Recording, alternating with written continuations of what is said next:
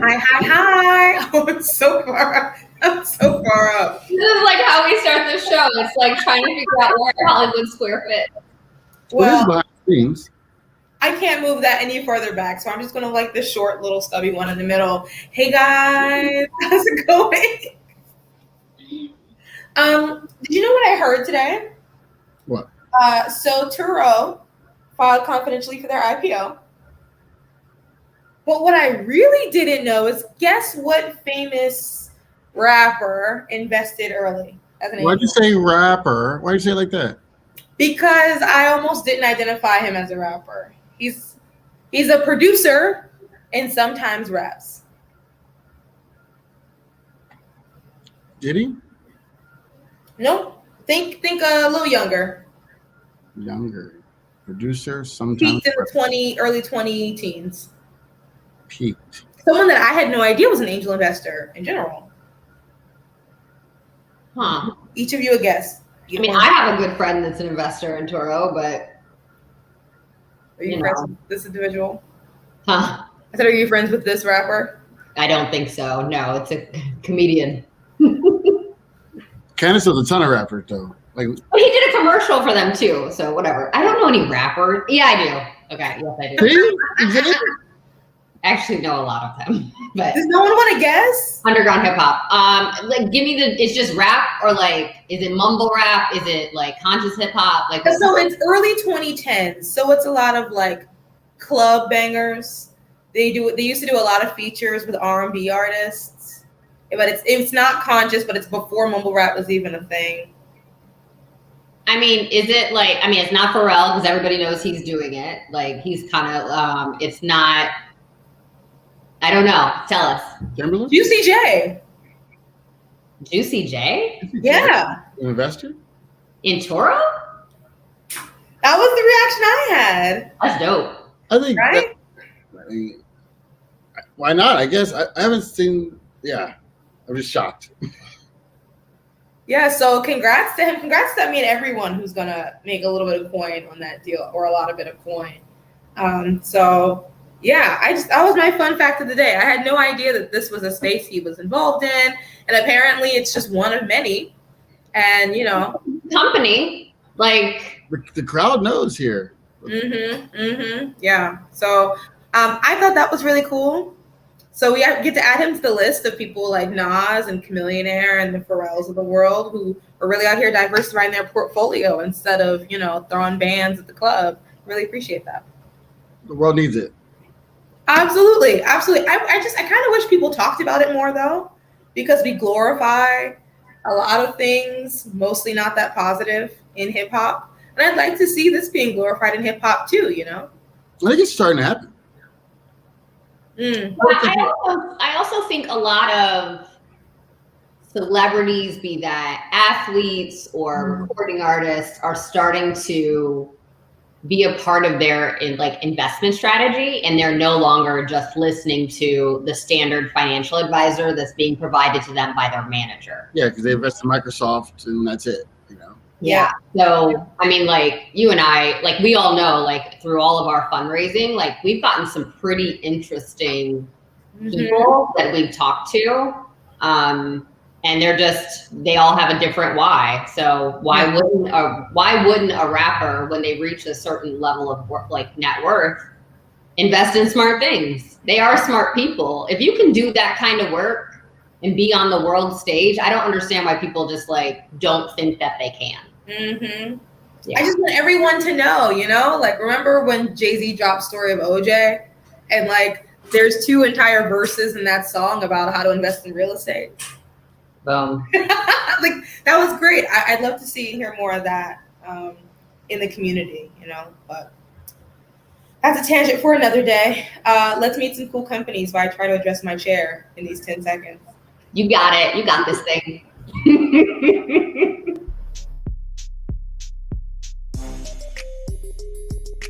We're a company and a venture capital firm that invests in companies run by women and minorities, particularly when they're away from the coast.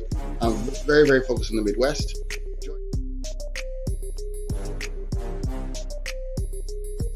You are watching live the first pitch competition on Twitch where you, the viewer, have an opportunity to vote for companies that you like best.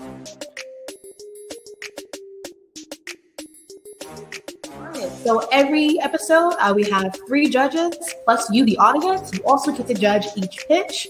After each presentation, you'll see a cute little box pop up with a Twitter link for you to vote for if you would invest in the company yourselves.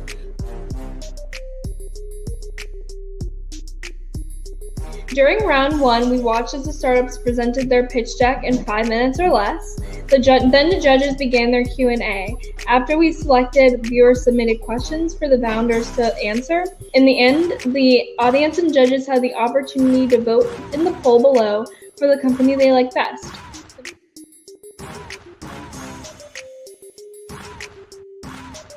Candace, do you mind if we start? Oh, sure. Sorry.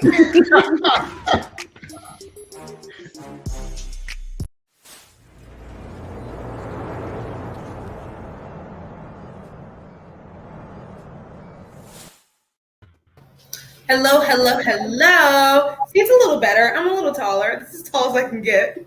Welcome back to the show, everybody. This is Twitch Pitch, the very first pitch competition live here on Twitch, brought to you by your favorite people here at Lightship. So let me give you the rundown in case you're new. Every season, we see 12 companies go head-to-head for a grand prize of $25,000. With that, you're going to see 3 companies present tonight. You'll see a 5-minute pre-recorded pitch video, and then you'll see us ask some questions and talk a little about each company. Please feel free as you're watching the show to put all of your own questions and comments in the comment box below. So that goes for if you're watching us on Twitch or YouTube or LinkedIn Live, wherever you are, put your questions and comments below and we'll make sure to get those answered for you tonight. At the end of each portion, you'll see a little number pop up and it will be for you to vote for your favorite companies. So you need to ask yourself, would you invest in this company? And if the answer is yes, I'll give you a quick number on how to do that. You'll dial the number, put in your number American Idol style, and the votes will go towards the company, and that's how we will decide who gets the grand prize at the very end of the season. We're about midway through, and we're super excited to see 3 more companies tonight, and we couldn't do it without our incredible sponsors. So thank you to JP Morgan Chase. They're one of the oldest financial institutions in the United States, and they serve corporations in over 100 countries. Thank you to UPS. They're one of the largest and most trusted logistics solution providers in the world. And thank you to the Ohio Third Frontier. OTF works with innovative startup companies across the state, making Ohio the destination for the best tech entrepreneurs. Are you going to do your Ohio today, Candace? I was recording myself today, but maybe toward the end of the show so that we can stay on task. Oh, sounds fantastic. So in addition to keeping us on task tonight, Candace is our founder and executive director here at the Lightship Foundation. In addition, she's our expert in all things e-commerce and CPG. On the other side of me, we have Brian Brackeen here, who is our EIR and lead educator at all of our bootcamp programming at the foundation. And I'm here, I'm Lexi, and I'm so excited to be here with all of you tonight to meet these 3 incredible companies. So with that being said, let's get started and meet the first company. Let us meet Onekin.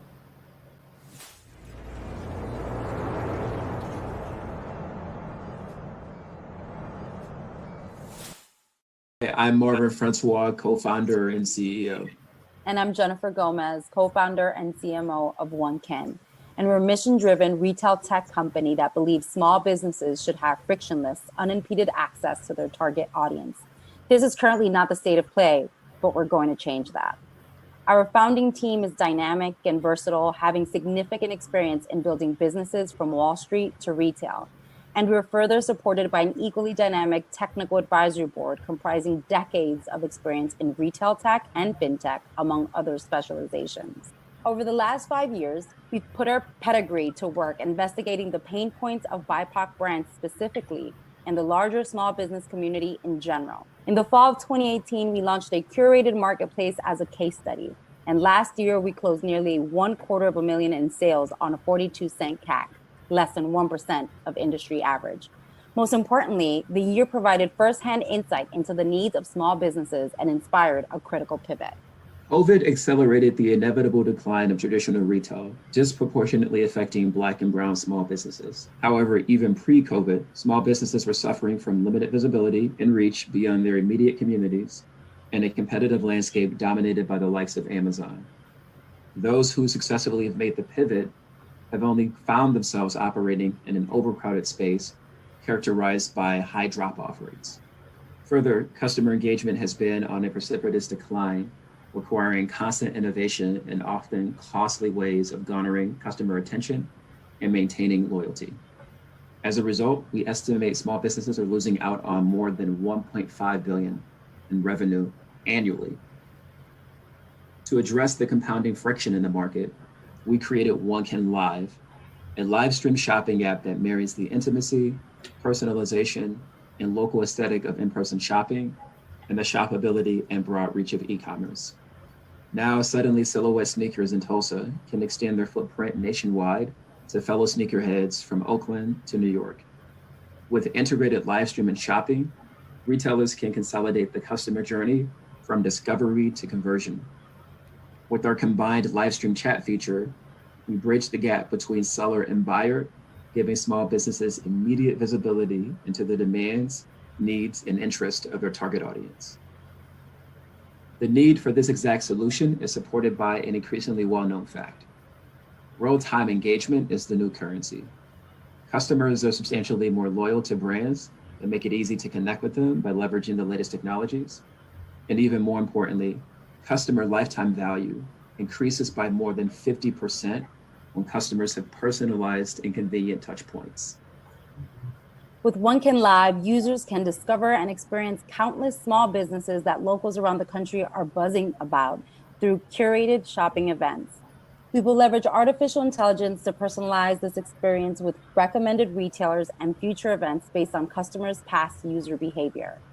During events, users will have the opportunity to browse and shop products all while remaining connected to the stream. And to incentivize loyalty, our point system will reward users' app participation and shopping.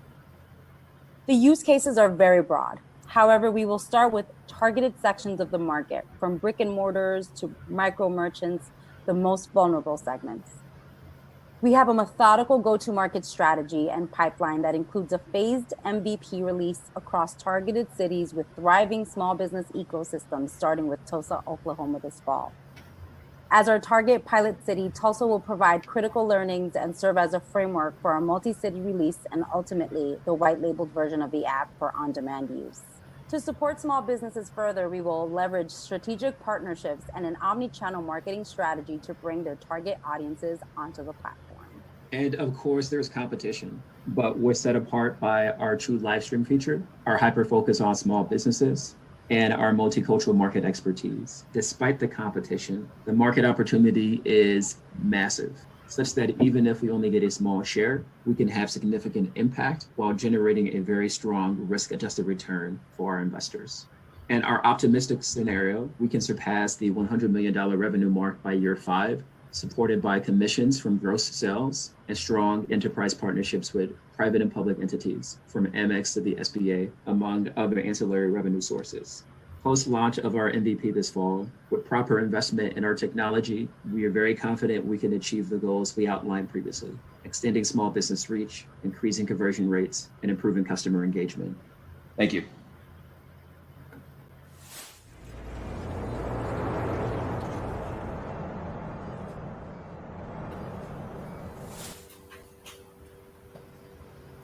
Welcome to the show, team. Hi, guys. Hello. Hello. So I already see Dawn is in the audience. I don't know if you saw this, Marvin, but Dawn Francois is here. Says hello to you. That's my bro. Oh, awesome. Hi, Dawn. Awesome.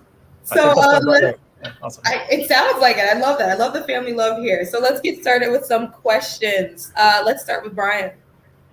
Loved it. Love the swag, by the way. Marvin in the background, always bringing it. The swag. I got to get the shirt on, right? Yeah, it's a little below the fold here, but you can see the branches. I can't wait to let me know where to buy some. I need swag myself. I had a question about rolling out to new cities. I love that you're starting in Tulsa. I think there's a real kind of need and opportunity here. And then, what are the metrics that decide where you go next? Is it density? Is it income? What are the, other than those being fun places? Like, what are the things that made you choose those cities? Yeah, so I'll start it off, Jenny, and feel free Yeah. to chime in. So the metrics we were considering were, we wanted to go into ecosystems that had significant public and private sector support, specifically for small businesses. We wanted, obviously, massively diverse communities. And we also wanted to kind of operate, at least initially, in those neighborhoods that are kind of traditionally excluded from kind of technical innovation. So Tulsa obviously checks all those boxes.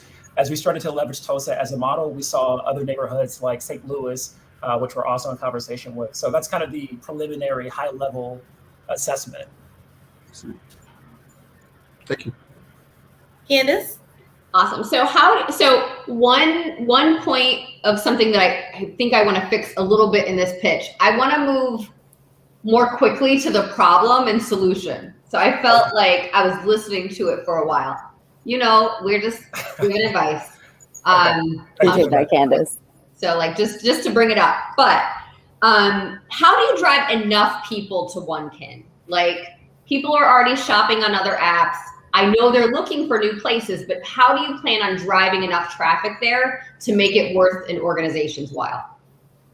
I can tackle that one, Marvin. So that's a great question. The reality is we were very fortunate to have a real life case study for us, which was the Onekin marketplace. And from that, we were able to garner a lot of data points that informed our strategy for Onekin Live, which is the live stream shopping app. So the reality is partnerships drove about 60 to 80% of our revenue last year and 40% of our traffic. And so partnerships are going to continue to be a very crucial element of our acquisition strategy. So think about leveraging the equity, the high engagement, high converting kind of characteristics of organizations and their audiences, and being able to tap into that to convert them into subscribers of ours, followers of ours, our audience essentially. And so that'll be kind of the first layer. The second layer is coupling those data points, right? Leverage from those first party data to deploy a very targeted marketing strategy. So think about your paid media, content strategy, everything from PR to affiliate marketing and various other marketing levers that we know deliver ROI for us these past few years. Awesome. Thank you. Very cool. So as a reminder, everyone watching, I see there's lots of hearts and lots of love in the comments, but if you have any comments or questions for the team, put those in the box too, and I'll get those answered for you in just a moment. So team, also, first of all, shout out to Brown. I see you, Jennifer, in the streets. I see you. So tell me a little bit more about some of your maybe secondary competitors, and why maybe they aren't doing as well in this space. So I know that Amazon has that new live shopping feature, yes. right? There's some stuff going on with Instagram, and I know TikTok tried this for a minute, and I feel like they pivoted. Why are some of these incumbents not able to really succeed in this? And what is it that you're doing that they're not doing? Lexi, you hit the hot topics right now in the industry, which everyone's jumping on, how to make their apps more shoppable. And you said it, we have live stream competitors, but the reality is a lot of our social media apps are kind of pulling that lever and really trying to become more shoppable. The reality is those platforms were designed and built around a very specific use case and experience, and that was discoverability and engagement. Shopping, unfortunately, for them, not for us, isn't a native experience. Customers and users are going to the platform to discover, to engage with their communities, to learn more about brands, but they're shopping off platform still. And that's reflected on their conversion rates. So right now, their conversion rates, and I'm speaking specifically to social media and Instagram Live specifically, we're seeing 2% conversion rates, where we know live stream shopping garners double digits conversion rates. So really, it's being able to tap into that native experience, and that's where they're failing. Absolutely. Marvin, did you want to comment on that? Yeah, I'll just add a couple bullet points to what Jenny said. And it actually reminds me of another question that you ask oftentimes, Candace, which is what gives us the right to win, to win. And to be honest, if I can be so bold, The reality is we sit at the epicenter of innovation, and more precisely, that's our culture. And I know for some of you who feel like that's a little nebulous, the reality is, like, talk to Amazon, talk to Etsy, talk to Twitter, talk to Clubhouse, talk to whoever, and they'll validate that for you. For a lot of these tech giants, we're outsourced research. It's a very disengaged, disconnected experience, but they're constantly tracking us, commissioning research reports about us, digesting significant data to innovate and build around us for the masses. And oftentimes they still get it very wrong. Let's talk about Amazon and how Texas and Hughes is going. I'm pretty sure you never heard of it, but it's been around for 5 or 6 years, and it's meant to be targeting women of color, and they're still failing to get this market. For us, our culture, it's a lived experience and not a body of data to be exploited. Our ears are closest to the street, which means we can always be most responsive and attuned to the needs of our community and build more precise solutions accordingly. Wow. Absolutely. Great. Good answers, both of you. So I see you brought your party to the audience. You got a lot of love in the audience. Audience, now is your time. If you would like to vote for Onekin to win this competition, you're going to grab that phone. You're going to text the number 7 to 203-408-6432. Once again, to vote for Onekin to win this whole thing, text the number 7 to 203-408-6432. Thank you so much, team. It was a pleasure. Thank you all.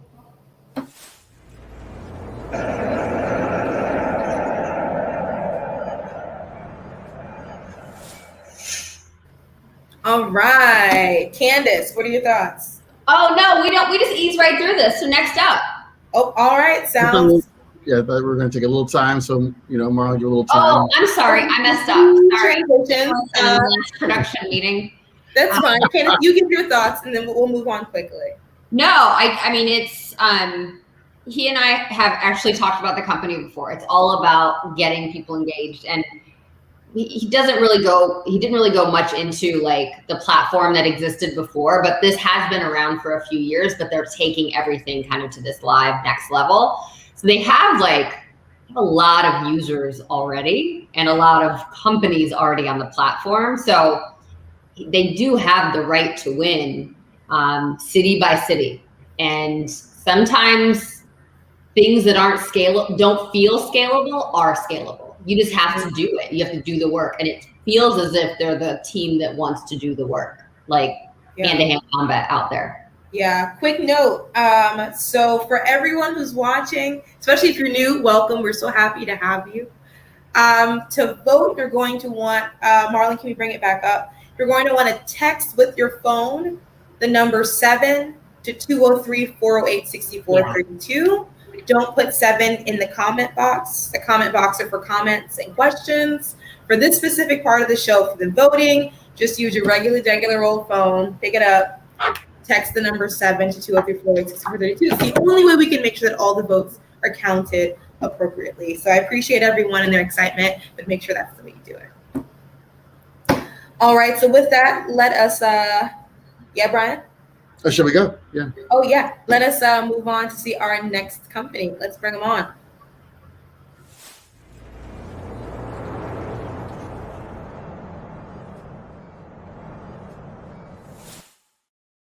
Welcome, everybody. I'm Rob Richardson, founder of Disrupt Art. Thank you, Twitch Pitch, and everybody, and all listeners that are watching. I'm from Disrupt Art, and I'm here to talk to you about Disrupt Art. A little bit about me. I really care about really empowering and fighting for others. I was told early on in college that I would never succeed. I was in learning disability classes, and my teachers thought that I couldn't succeed because I had failed in the past. But I had a dream, and in 8th grade, I said I wanted to go to engineering and eventually go to law school, possibly. And my teacher basically told me why that was a horrible idea. But fast forward, I not only overcame that, but went to law school, went to engineering, and became the youngest chair at the University of Cincinnati. And why I do everything I do is really about fighting and expanding access and opportunities for others. So I came on to and really looked at Disrupt Art because I see this as a unique moment in time. We're at Web 3.0, and the blockchain provides a lot of opportunities I believe, to really have generational wealth opportunities for those who have been traditionally marginalized. But unless we're intentional about it, it's not going to happen. So the problem is right now is that there's a lot of NFT platforms out there. There's at least over 100 that I've seen, but they're all too broad and none focus on social impact. And our website and our platform, I should say, our marketplace is going to do just that. It's going to be a marketplace and a platform for artists, activists, and allies that are interested in building a more equitable and sustainable future. And so that's how we're going to begin to solve this problem, where we're going to be an ecosystem and a platform that's focused on that's focused on social impact art. And so we solve the problem in 3 ways: art and activism, really focusing on art that is changing the narrative, that's challenging the narrative, and artists that are in that space, and curating and bringing the art into that space that is focused on that. Art and technology. So we reduce friction, and we really allow our technology is unique, and I'll get more into that. And art and equity, we really focus on providing equity, and is built into the smart contract and all our smart contracts. So always creators make sure are going to be able to get royalties. So a creator right now can create a piece and sell it for 500. 10 years later, it goes for 500,000, and they get none of that. We want to change the whole dynamic of that, not only in the digital art scene, but really across the board. And we believe we can begin to do that. Market size, there was a 2,100% increase from quarter 4 2020, looking at NFTs. But I believe that's just a portion of the market. If you look at the Bureau of Economics, it actually estimates from 2019 that 4.3% of our GDP, or nearly $1 trillion, was spent on arts and cultural economics. So that $2 billion sounds like a lot, but it's just the beginning of at the beginning of this whole movement to digital art. We're looking at the worldwide market right now being about $6 billion, and our target market cap to be about $650 million. Our competitive advantages: superior technology, as I talked about earlier. We're actually built on the Flow blockchain. We'll be the first to be built on the Flow blockchain, the first art marketplace. The NBA is there. Samsung, Warner Music Group, many are moving to that. We will be the first to actually be on there. We're very close to having our whole site approved. You have to be approved there, but it will definitely give us a competitive advantage being there. First of its kind. We actually allow creators to mint to their wallet. That's not normal. Usually you have to mint to the platforms, but we let the creators creations travel with them. So that really empowers them. They don't have to stay on our platform. We do get a secondary fee built in for life, but they can move on and really go to any blockchain or any other or really any other platform. And that's what we meant, and that's really what we mean by creative empowerment. That's kind of a play on words, as you can tell. Our business model: 15% of all first sales, with 85% normally going to the creator. Secondary sales: 5% of all secondary sales built into it. And then we also work with galleries and institutions, and we'll have special agreements, and we already have some that we're actually working on. Our go-to-market strategy: we're going to work with galleries and institutions. We think there's a large untapped potential, really looking at universities and philanthropic institutions on using NFTs for fundraising and donor engagement. We're going to focus on diverse creators and collectors. And we're starting a Disruptors of Social Impact kind of book, and then we're going to do art hackathons. So that is our go-to-market strategy. I'm Rob Richardson. I thank you for your time and look forward to working with you.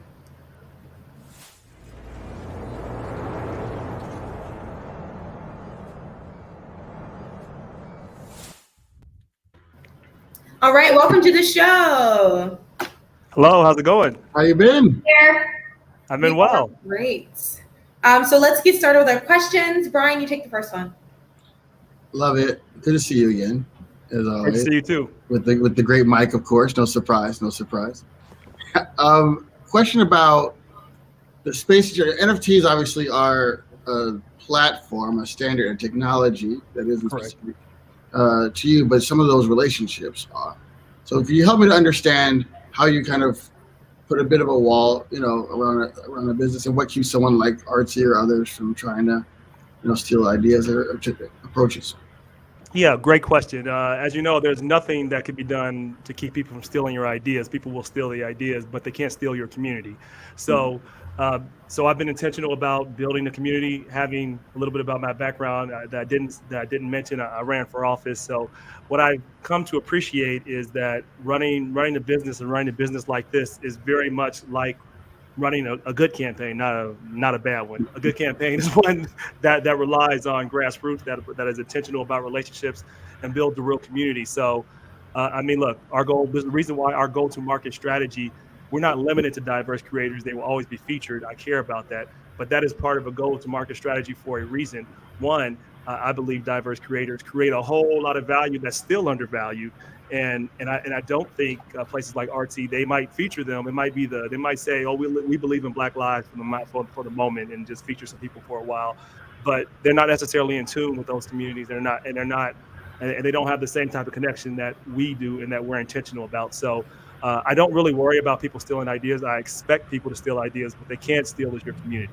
So I mean, our goal is to be intentional about how we build the community and build those relationships, and we've already been doing that with some previous events we did. We built the Art and Equity Tour. We kind of had built around that, and actually NFTs weren't even an original part of our kind of concept. It was building a platform to help artists and creators learn about emerging technology to help them level up.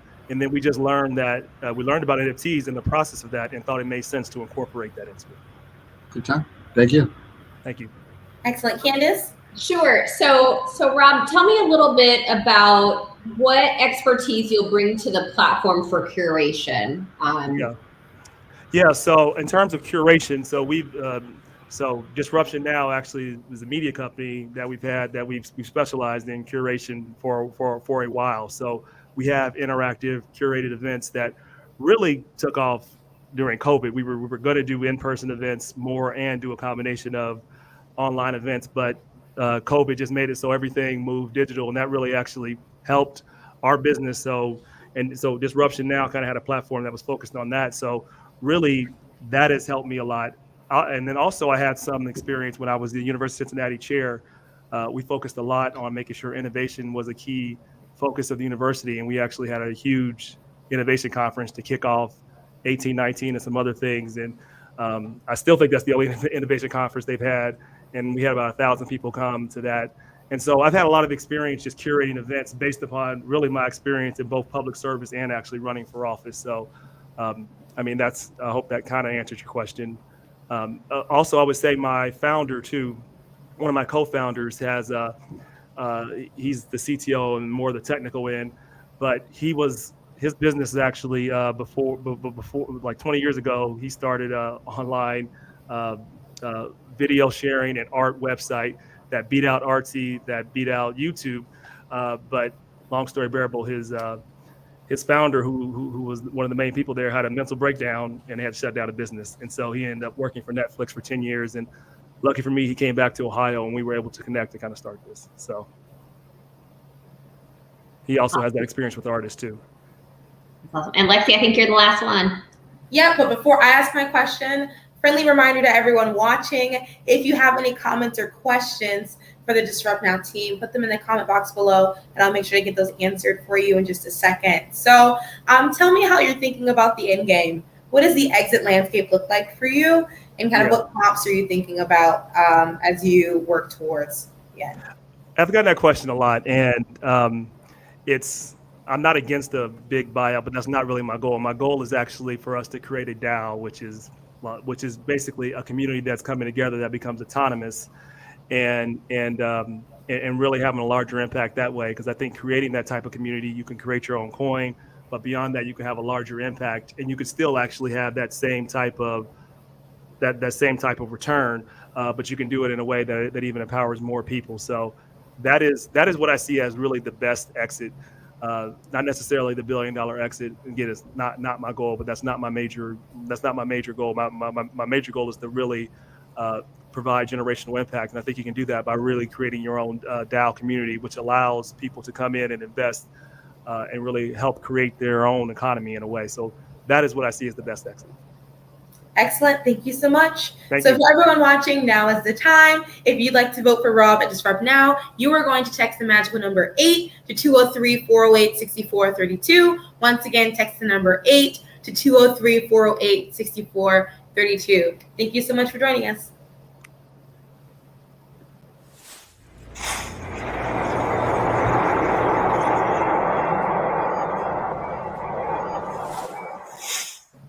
All right, Brian, what are your thoughts while we get in our bubbles? Oh, I move around. Yeah, there I am. So I think that my comment really is my question. Always tough in the crypto space because they're wide open platforms, and his answer is right. Like, it's all about community. Give a lot of people paying attention, those projects go straight up, and the ones that don't just flatten line. He has both the right experience, probably also a community existing that could help him to get past that early stage. Yeah. Candace, any thoughts? Yeah, this isn't my space. And so it's hard for me to kind of overly comment. Like, I'm very much a physical art person right now in my current life. And so I still have a lot more learning to do before I think I can comment on this company. Yeah. Shout out though, when you do get your first NFT, you can use Black Dove to like put it in display in your house. That is very true. And those are our friends over there at Black Dove. That's right. Ooh. A special shout out, since we were talking about paintings in the comment section, to Frank Moth, my second favorite artistic group, my first being Nick DiStefano. Shameless plugs, because I get to do that. It's our show. Yeah, I think for this, I think it could be an interesting lifestyle company, but I think my key there is that it could be a really good lifestyle thing. That's where I think this fits in best. And once again, you guys know I preach about this all the time. There's no right or wrong way to grow a company. I think that's the best path for this one. Not at all. Right. So with that said, let's meet our final company of the night. Let's meet the team at Cuerpaso.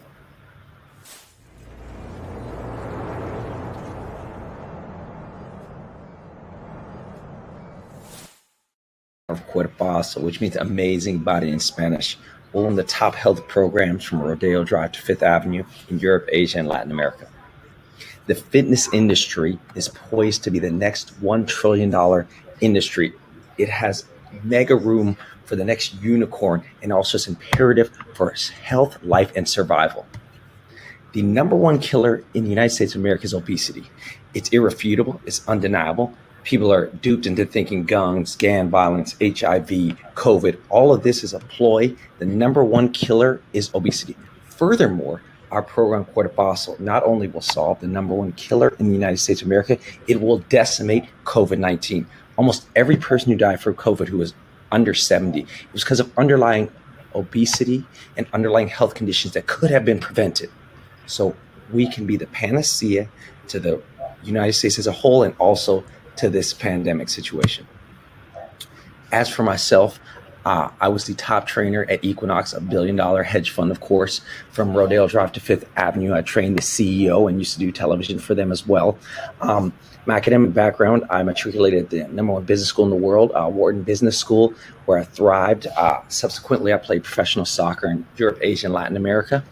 And then I was created this program that's ranked top 3 in the entire United States of America as the top 3 fitness phenom by fitness gurus Jillian Michaels, worth $100 million, and TRX, worth $50 million, as well as Zumba, worth a couple $100 million.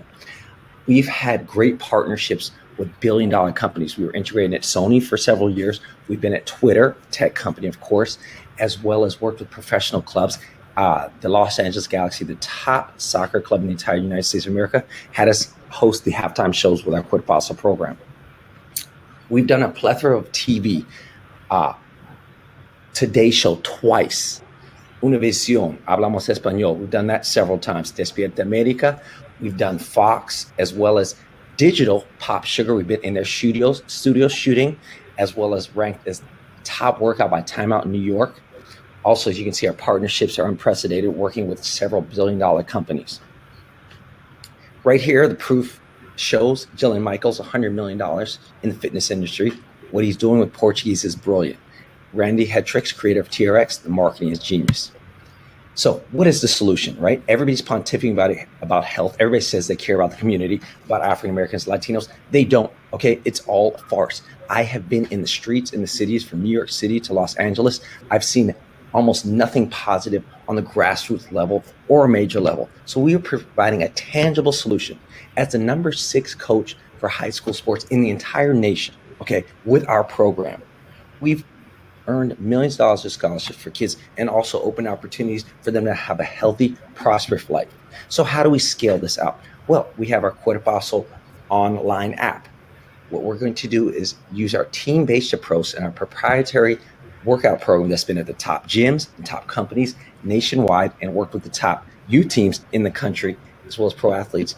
So we're going to scale that out. So we have a monthly subscription-based application so people can log on, obviously on their cell phone.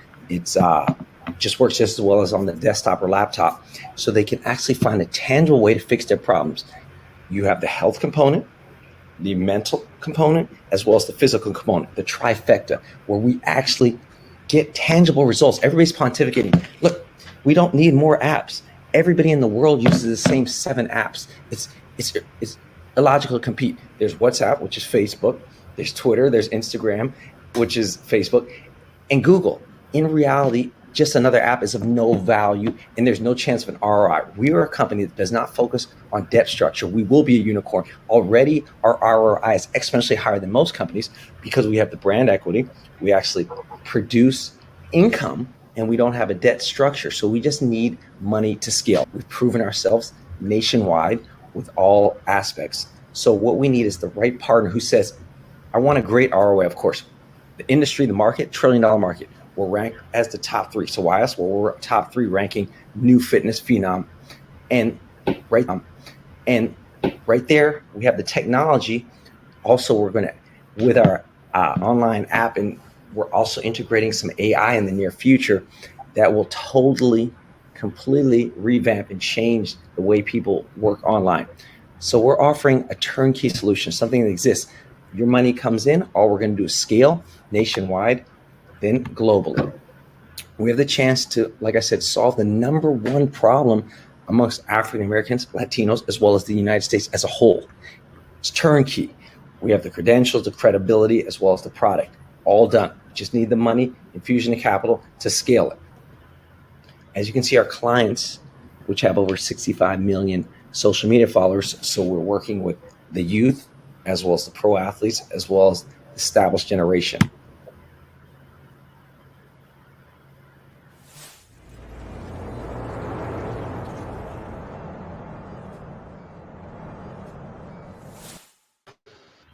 All right. Welcome to the show. How y'all doing? Pretty good. How are you? So how do you make this sticky? So look, lots of people will go back and forth to their Noom app, and lots of people can do something for a kind of short period of time. You know this as a fitness professional. Yes. How do you make this sticky so that people are doing it every day, just like they do with those 7 apps they use every day? Absolutely. So what we did is we took, having worked at Twitter, knowing the CEOs of Clubhouse, these big companies, what we did is we created a program, right, where it's a team-based approach. We all watched the NBA and soccer during the shutdown, right? We were compelling. We need sports. Well, our workout program is you're part of a team. Everybody's lonely. They're alone. They're competing for likes. It's not going to happen, right? But in this workout, you work in synergy with others. So you're getting points for providing what you can do, right? So it's not like CrossFit where it's like, I bench 315. You're not going to bench the same, no disrespect. But what this is when you do the workouts, you get rewarded, you get points, and it's a team-based approach. So people come back just like they feel we're part of the Lakers, right? We're attached to Kobe, where you're attached to Cuerpaso because you finally, as a 30-year-old, 40-year-old, 50-year-old tech exec or housewife or whomever, blue-collar worker, you're part of a new team, which is Cuerpaso. So you're going to probably have thousands of these shirts around. Every kid in Inglewood, all Inglewood High School, they're wearing these shirts because they're part of this training program. So they feel connected to something tangible. Yes, it's here. You can't see us every day. But when you log on, you're working out with your homies. You're working out with people, not against them. And that's why that community is imperative and something that we formed. And that's why we're the top 6 in the country for youth. So how are people put into teams? And I'm sorry, I'm asking another question. Oh, no, please do. How are teams created? Oh, great question. So what happens is when you're doing the app, you can choose. There's several functions. You can choose country, like you can say, I want to be part of Brazil, I want to be part of Dominican Republic, or you could choose regional. I'm from the California team, and obviously it's all positivity. And then you get points for completion of the workouts. So then and then we're going to give out merchandise, once in a while soccer balls, sporting equipment, events in the parks, because we do a lot of public things at Santa Monica or wherever it may be, and we do Zoom classes for kids too. So you're going to feel connected. That's why you're logging on, and it's not trying to compete for likes, which is impossible because that's an algorithm, right? I was at Twitter, but this is actually the work you do. You get rewarded, and people are excited for you to do the work. It's not a competition; it's a team vibe. Thank you. Yes, Brian. I'll start by saying Candace definitely benches 315 for sure. I can assure you of that. So the energy is very, very, very real. How do you translate your energy into the app, into the community, right? So that people feel like they're getting I feel like part of your success even in life is because people are attracted to your energy. Yes. So that's a great point. So what I did, since I'm not 20, in my 20s, I'm a little older. So what I was able to do is I started with magazines, TV, and then live TV, and then the internet and live streaming. So what I learned is how to actually integrate energy and propel it and convey that same energy you would get if you were with me right now in Beverly Hills. You're going to get that through the app, right? And you're going to feel like you know me. So since I was at the inception of the internet, right? It's like I understand how to do that. And my clients who are like social media gurus, like Nia, one of my clients, she has like 6 million followers at Top Youth. Like we speak the same language when it comes to how to communicate through the phone, right? It's like another language I speak. So that's how we do that. And people feel engaged and connected and like, oh, I know him. And people come up to me in the street and they're like, wait, you're shorter than I thought, right? Because I'm not that tall. So people already feel like we're homies and friends. I'm actually average height. So that's what I like to do is I learned that, starting in the internet over a decade ago, like the .com era. So I learned how to speak it. Thank you. Yeah. How do you, before I ask my question, everyone watching, if you have questions for the team, throw them in the comment box below, and I'll get those answered for you in a minute. How are you thinking about growing with your audience? So you're talking about working a lot with youth. How are you going to keep them as they grow and mature? Secondly, how do you feel about some of the more cyclical or trendy nature of fitness, right? We had a whole Taebo phase for a few years, and there was Zumba, and there was whatever, and then there was Bikram yoga, for better or worse, probably worse. How are you thinking about that, and how are you growing with your audience? That's a great question. So first I want to address the adults when people get older. So we started working with adults, right? So we were at Equinox. I used to train at that hedge fund. So I understand the adult market, but I realized there was about 50 million youth neglected. And I got recruited by an entertainment company to work with youth. And I'm like, oh, wait, I'm still young. I have a young family. So we started with adults. So we already have the platform for that. We have the videos for adults as well as kids. So it's going to be kind of a seamless transition. The language is just a little bit different. The moves are tweaked per se. But so when somebody then graduates from high school or college, they'll just do the parental program, and they'll appreciate the maturity of the language more so when I'm talking to kids. It's like, let's get it. I'm a little more engaged than speaking to an adult who might be coming from work. Secondly, in terms of trends, like obviously I've worked on a project with Zumba, is that what makes us different, right? Is I've trained the top baseball player in the world, one of the top soccer players in the world, is our program actually works. No disrespect to anybody. They're marketing gurus and geniuses at some of these companies. And I tip my hat, right? I learn and I study them, right? I do my case studies. But this is not actually a trend. It's something that you do forever. We call it a virtual vacation in Latin America, right? Everybody goes to Brazil, Dominican Republic on their vacations. That's where I played in the pro stadiums at. So I'm bringing it with no passport, no visa, no paperwork. I'm bringing that to you. So you're getting your vacation and you're fusing a like Afro-Latino culture in your house. So it's not just a phase because you're getting results, right? Doctors need it. Like I said, it's the #1 killer. 78% of COVID patients died because of obesity underlying. So you're getting the health aspect and you're going to Latin America. So you get the Afro-Latino vibe and we kind of spice it up. So it's fun.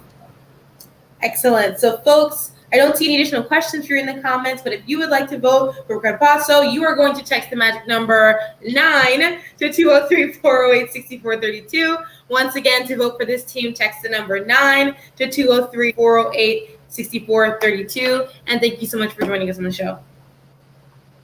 Thank you. Good night.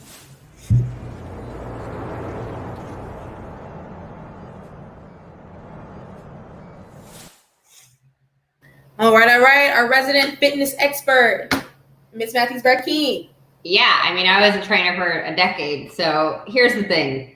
I guess now I know like why I sometimes am good at talking in front of people, because I did that every day, like just motivating people to like sweat. Look, if everything he's saying is true, which sounds like it is, like he's a fitness celebrity and he's building a business around that. It's an interesting model. So I don't see anything wrong with it. It's just how long can you ride that wave? Beachbody's been doing it for a long time, right? Zumba, same thing. Like you can kind of think through, just like you said, like these things are, you know, come in waves, they ebb and flow. Peloton right now is at the top of the world. Apple is trying to kind of catch up to that platform. No one has really, until probably Peloton, built the Food Network of trainers.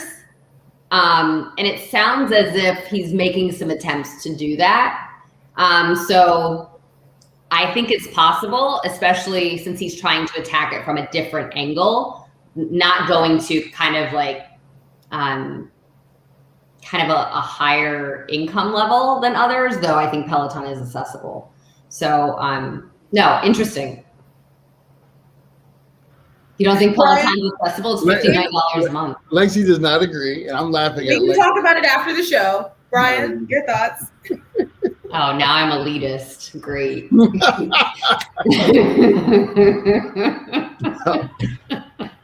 Oh, I just love that Lexi has a hard time holding it in. That's my favorite thing about it. I come from a humble upbringing. I haven't forgotten that. Whose turn is it? I don't have much to add beyond that, because I'm not a workout aficionado like Candace. But I just say that it's a very crowded space. It's very difficult to make yourself look and feel different, and for that reason, sometimes being more exclusive is easier than less. So, for instance, that's why someone like Masterclass, in the world of lots and lots and lots of master classes, has a differentiated product, because it's a premium product. So it's very difficult to be differentiated and for the masses. Yeah. I agree. This is wildly outside of my sectors of expertise for a variety of reasons, including the fact that I haven't seen my own personal trainer in about a week and a half. So I'm going to bow out here. But lots of energy, great energy. And I think that's fantastic. So everybody, it's been another fantastic episode. I know there were a lot of new faces in the comments tonight. So for those of you who are new, we'll be right back here on Thursday, 7 p.m. Eastern, same time, same place. So however you found us the first time, come right back here. So come back to Twitch, come back to LinkedIn, come back to YouTube, wherever you are. Stay tuned. We'll see 3 more incredible companies for the very end of the first round of this season. So please stay tuned. We're excited to see you there. Catch you in about 48 hours. Bye, everybody. Bye-bye.